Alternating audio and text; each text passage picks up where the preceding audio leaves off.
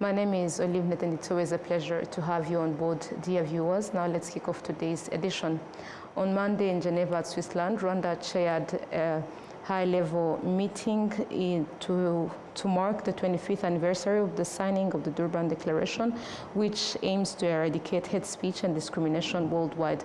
The Minister of Foreign Affairs and International Cooperation, Ambassador Olivier Nduhungirehe, stated that in the region, hate speech continues to be fueled by a culture of impunity towards those who promote it. Enra Gladys kicks us off tonight. The first session of the United Nations Human Rights Council held on Monday in Geneva, Switzerland, it was highlighted that progress has been made over the past 21 years since the world committed to combating hate speech and acts that incite hatred. Alice Wairimu, former United Nations Special Advisor to the Secretary General on the prevention of genocide, stated that technology and social media have fueled the spread of hate speech and related acts. Using video footage containing hate speech by some individuals in various government institutions and the military in the Democratic Republic of Congo, it was shown how such rhetoric led to the persecution and killing of many Tutsis and Banyamulenge, as well as people from the Ituri area, North Kivu, and other regions. Innocent Nteziryayo is a legal expert. On December 9th, 2021, Major Kaminzobe Joseph, a Tutsi Munyamulenge, was abdicated from a vehicle in Lueba. He was lynched, burned, and eaten in front of his colleagues.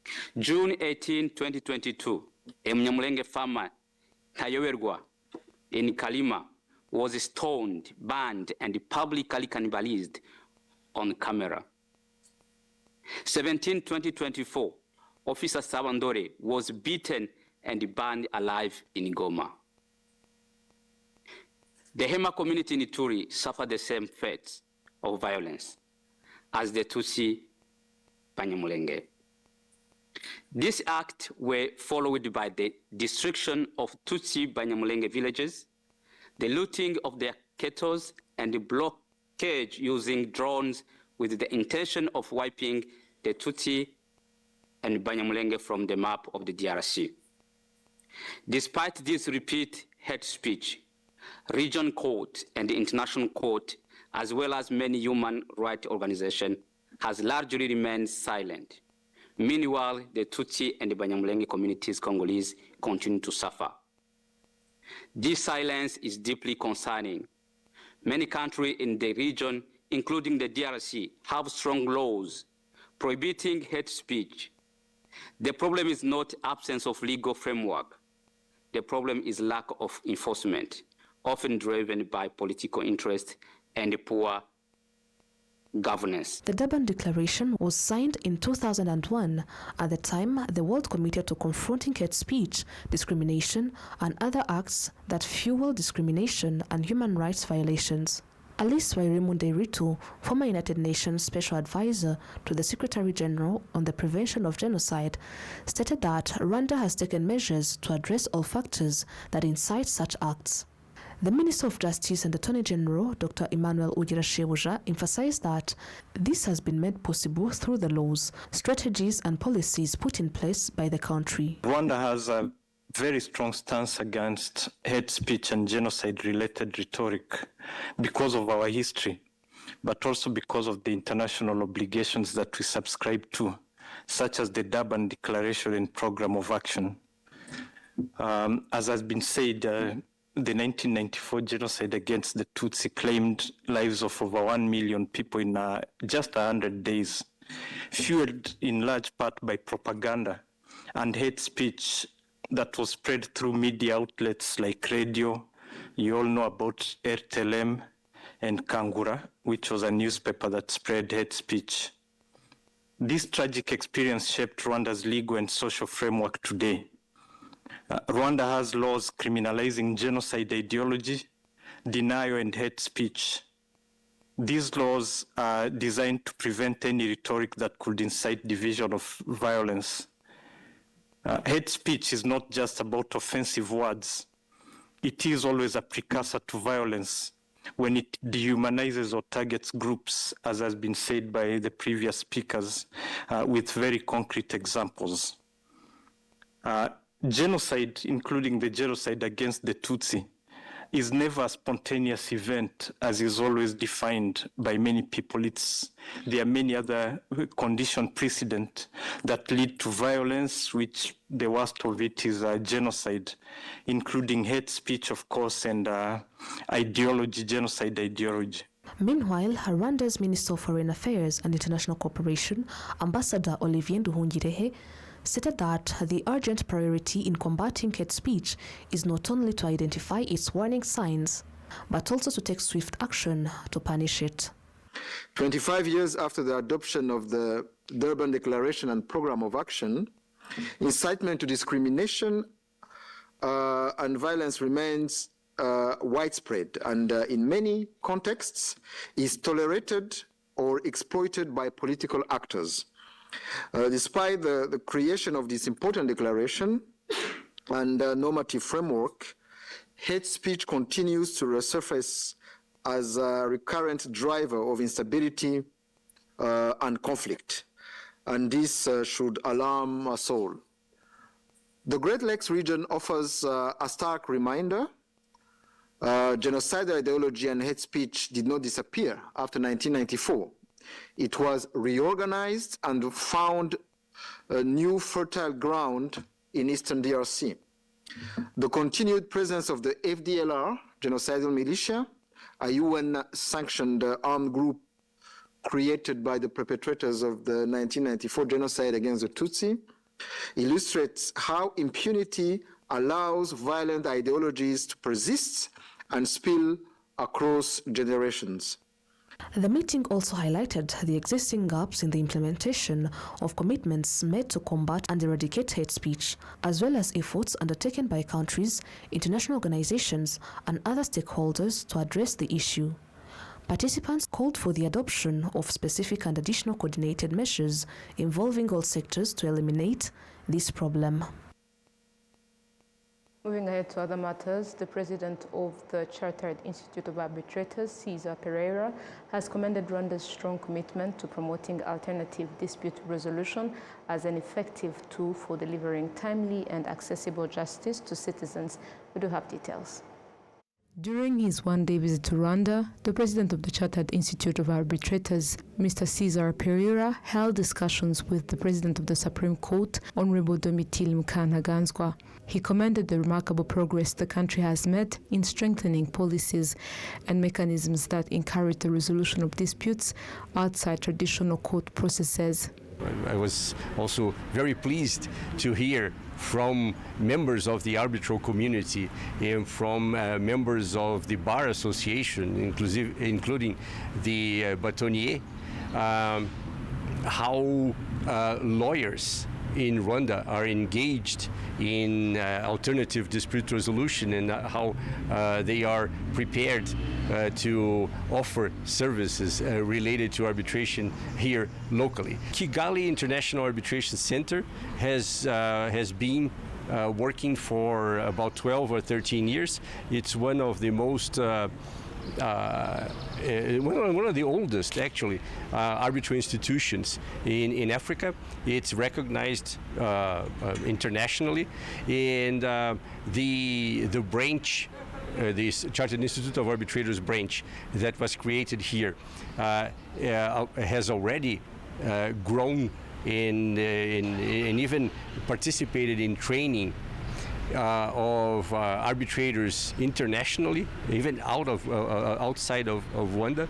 So I was very pleased, very happy with the result of this visit, and I think Rwanda has everything to become a very important regional center for arbitration. The judiciary spokesperson, Harrison Mutabazi, reaffirmed the judiciary's readiness to work closely with institutions partnering with the government to further advance the alternative dispute resolution practices. He noted that expanding the use of mediation and arbitration contributes to faster, more cost-effective and reconciliatory justice. U Rwanda rwashyize imbere uburyo bwo gukemura amakimbirane hatisunze inkiko. So ni kimwe mu As you know, Rwanda has prioritized resolving conflicts without necessarily going to court. This is one of the ways people can access justice without appearing before a judge. They can obtain solutions through arbitration outside the court system, and only when necessary are the cases brought to court for approval of the decisions. I believe this is a good approach because it helps people obtain justice more quickly and also reduces the backlog of cases in the courts. As the President of the Supreme Court said, we will continue to support this institution and work closely with it so that the knowledge and services it provides can reach as many people as possible. There are court personnel who regularly encounter cases that would benefit from these methods, as well as many other individuals.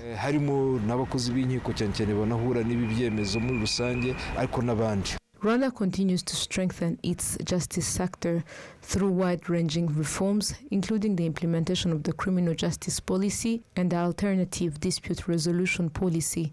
These initiatives are viewed as sustainable solutions to reducing court case backlogs. In the 2024-2025 judicial year, 124,204 cases were resolved, of which approximately 15,000 were settled through the alternative dispute resolution mechanisms. Under the second phase of the National Strategy for Transformation, within the governance pillar, the government has committed to reducing court case backlogs by 50%. To Rwanda's financial sector, clients of Murenge SACCOs are calling for the acceleration of the integration process to enable members to access their funds from any location across the country. Across Rwanda, SACCO members have expressed appreciation to the government for decentralizing financial services and bringing savings and credit facilities closer to citizens, allowing them to deposit and withdraw money conveniently within their communities. However, they emphasize the need for full interconnection of all SACCOs to ensure a seamless access to their accounts nationwide. During the 20th National Dialogue Council, the Minister of Finance and Economic Planning, Yusuf Murangwa, assured participants that all SACCOs would be fully integrated at the district level no later than June. Accelerating the integration of the SACCOs at both district and national levels constitutes the sixth resolution adopted during the 20th National Dialogue Council. Data from the National Bank of Rwanda indicates that more than 180 SACCOs have already been integrated through centralized digital systems. Moving ahead, more than 500,000 residents of Gatsibo and Kayonza districts are expected to start receiving clean water within a month from the Muhazi water supply plant, currently under construction on the shores of Lake Muhazi in Gatsibo district. The construction, which has cost over 20 billion Rwandan francs, is now 93% complete. The Muhazi water supply system project began in July 2023. Initially, it was planned to be completed by the end of 2025, but the delays in the delivery of machinery from abroad pushed back the schedule. According to the project officer overseeing construction, all necessary equipment is now in place, making it possible for residents to start receiving water within a month. In its first phase, the plant will have the capacity to treat 12,000 cubic meters of water per day, supplying more than 540,000 residents in the second sector of Kiramuruzi, Kiziguro, Murambi, Remera, and Rugarama in Gatsibo district, as well as Rukara, Gahini, and Murindi in Kayonza district. These areas often face water shortages, and many residents have been urging the acceleration of the project due to the critical need for clean water. Currently in Gatsibo, only 7,000 cubic meters of water are distributed to residents, leaving many without adequate access. Jean-Léonard Sekanyange, the deputy mayor in charge of economic affairs, said that the Muhazi plant, which will be built in 3 phases, will eventually provide clean water to the entire district population. The first phase of the construction includes laying 257 kilometers of water pipelines, building 11 water storage tanks, including one with a capacity of 8,000 cubic meters, installing 165 public taps. The first phase alone has the budget of 20 billion Rwandan francs, while the overall 3-phase project is expected to cost nearly 100 billion Rwandan francs.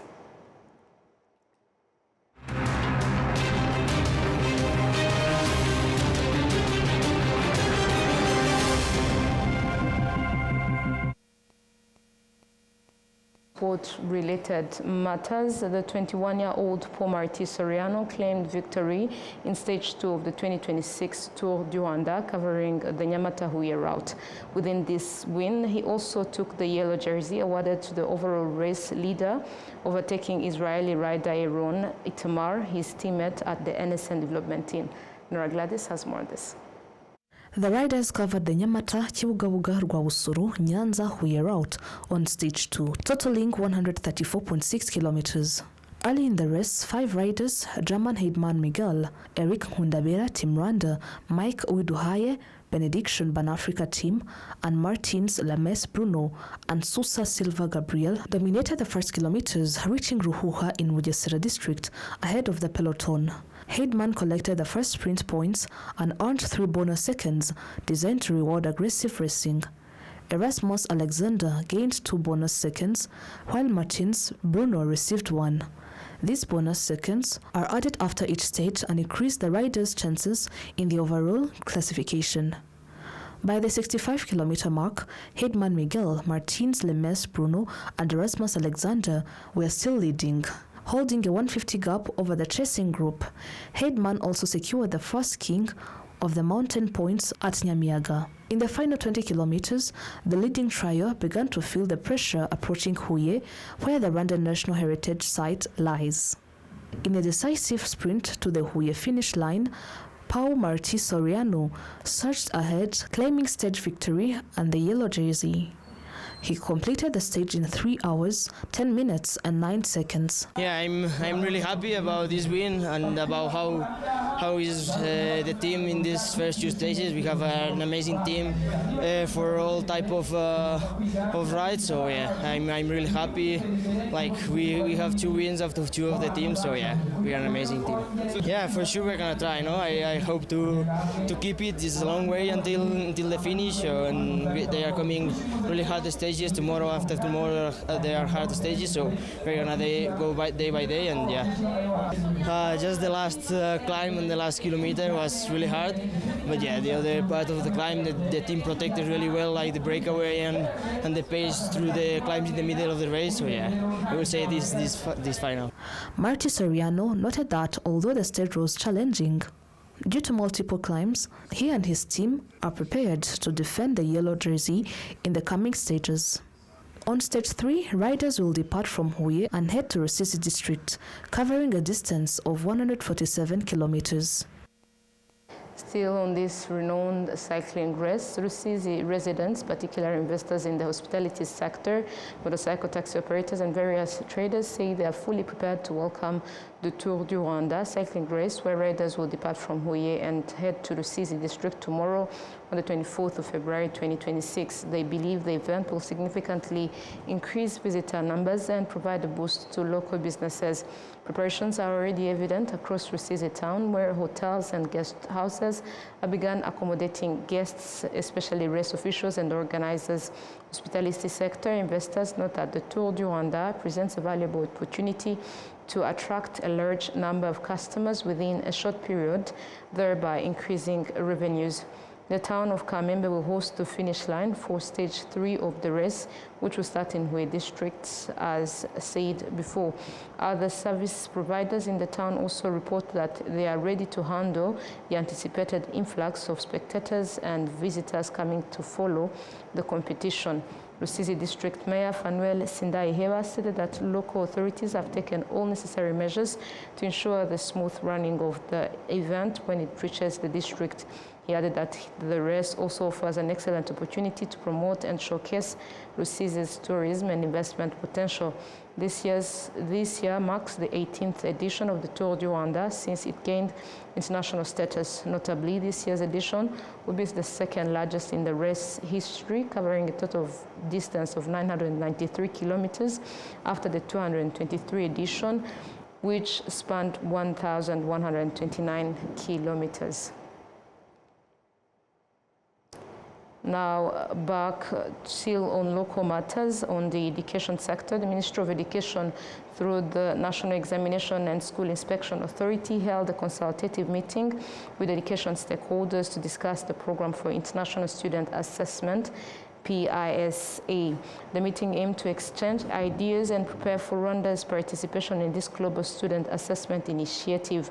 This follows Rwanda's first participation in the PISA in 2025, and the assessment targets students aged between 15 to 16, typically in their third year of the secondary school, and evaluates their skills in reading, mathematics, and science. Currently, more than 90 countries worldwide participate in the PISA assessment. Dr. Bernard Bahati, the Director General of the National Examination and School Inspection Authority, emphasized that this competition should not be seen as a mere competition, but as a tool to inform evidence-based education policies and improve teaching practices. Participants in the meeting, representing parents, shared their perspectives on the significance of the assessment for students and communities. The PISA assessment, developed by the Organization for Economic Cooperation and Development, is set to be conducted for the 9th time globally.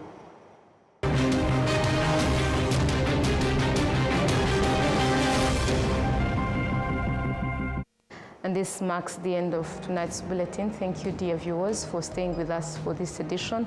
We believe that you're doing well, and we wish you a very good night.